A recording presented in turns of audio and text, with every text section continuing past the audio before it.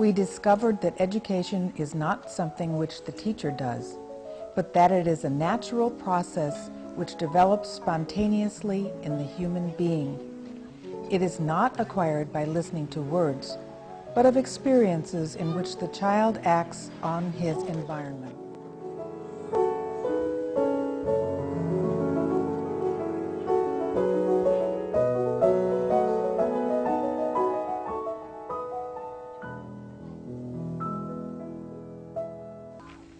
She believed that the child constructs knowledge from experience in the world.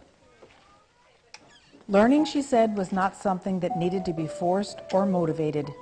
Instead, learning is something that humans do naturally. The early years especially are ones of great mental growth. Throughout the early years of life, the child absorbs impressions from the world around him. A unification of physical and mental energies comes about when a child becomes absorbed in work. Montessori called this normalization, and concentration, she said, was the key. The carefully prepared environments of Montessori schools provide opportunities for children to grow intellectually and emotionally.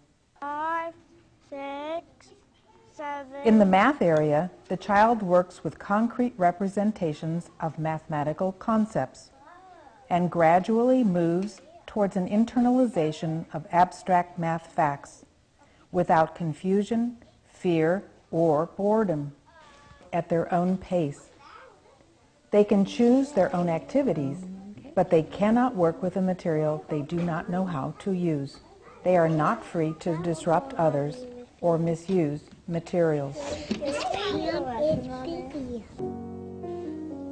Maria Montessori was born in 1870 in Italy.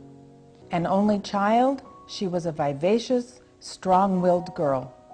The young Maria insisted on attending a largely male technical secondary school. She chose to study medicine, the first woman in all of Italy to do so. This was a very difficult decision for her traditional father to accept, and one that presented many pitfalls for a young woman of her time. Extremely pretty and well-spoken, the young Dr. Montessori made a big splash with her speeches about women's education and work conditions in Italy. In her second speech, she advocated an issue that still has not entirely been resolved in our own times: equal pay for equal work. In this production, there are 4 sections. The first chronicles Dr. Montessori's early life.